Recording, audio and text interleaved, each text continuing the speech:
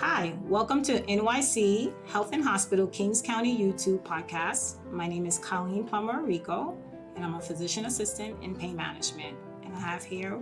Hi, I'm Esther Mantel. I'm a physician assistant in the Orthopedic Surgery department. Hi, my name is George Kitt. I'm also a physician assistant from the Orthopedic department. And today we'll be discussing physician assistants in specialty areas. So, as of 2021, the NCCPA states that clinical positions as a physician assistant, the largest numbers occur in surgical subspecialties, family medicine, and emergency medicine, ranging from 14,000 to 20,000.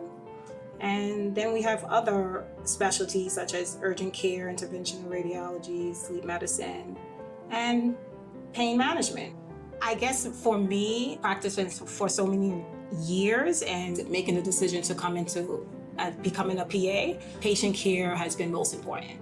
That's my purpose, and I try to do what's best for the patient. Yeah. And this is why I think it's very important to discuss with the patient the plan of care and being honest with them, basically. And like you said, Esther, treating pain is a difficult thing. It's so hard, because patients have a certain expectation, and we will try our best or do our best in pain management to, yes, control the pain, but make sure that they understand it's a process and it's a journey. Definitely. Yeah. And for me, I've been in pain management for so long because I genuinely care about the patients and seeing them improve over the years. Definitely, yeah. I believe there's 4 of us now, Yes. 4 or 5, and we all seem to really love what we do, but mostly we love providing, care for the patients and seeing them happy. If surgery is not in the plan, then we will come up with a plan based, together talking to the patient, maybe even the patient family if they're present, what, the expectation of the patient is and what the outcome we're looking for and what are their different options. One thing that can really help improve a patient's outcome is discussing with the patient what's the most important part about their recovery, whether that's stretching or physical therapy, pain control so that they can work on these stretches, or, not bearing weight until we give them the green light. Those are I really stress them to the patient the importance so that they can have a better outcome versus if they were not given this information and they come back, and we're not aware that they weren't allowed to do something or they were supposed to do something. So that's one thing I really stress to my patients.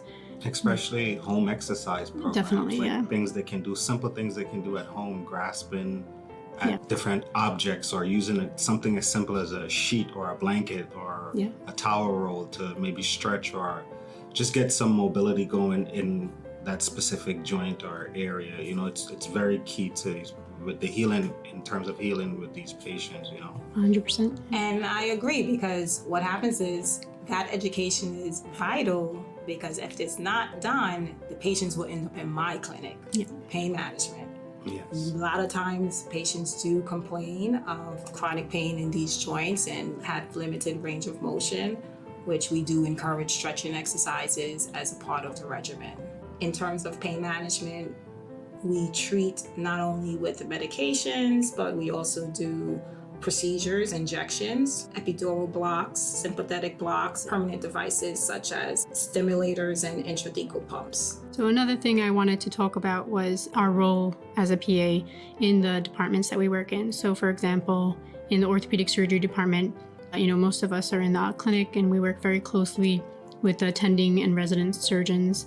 We can indicate patients for surgery, but at the end of the day, it's going to be the surgeon doing that procedure. So we work very closely with them, especially post-op as well, when, the attending has a plan, and we work together to see that we really are the glue in the clinics, that are the consistency there. And that's a great asset about being a PA. One thing I do really want to mention, yes, the residents rotate, but for me, being a new PA in ortho, the one thing, every time I see a patient for the first time, I always try to gravitate to the physician assistant's note that they did, because they see the patients more often.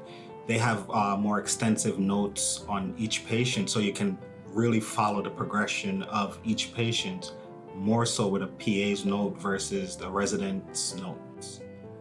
I I agree, and I guess that has to do with us being in a permanent position, that we will tend to see the longevity care of the patient. I definitely have that experience in pain management because, especially being here for so many years, I know patients. There are some patients who've been here since as long as I've been here. Wow. And I know the transitions, the ups and downs in their care in totality. So I usually can chime in, or if, let's say, a situation might have occurred a year ago and I want to follow up, hey, what happened, in this situation?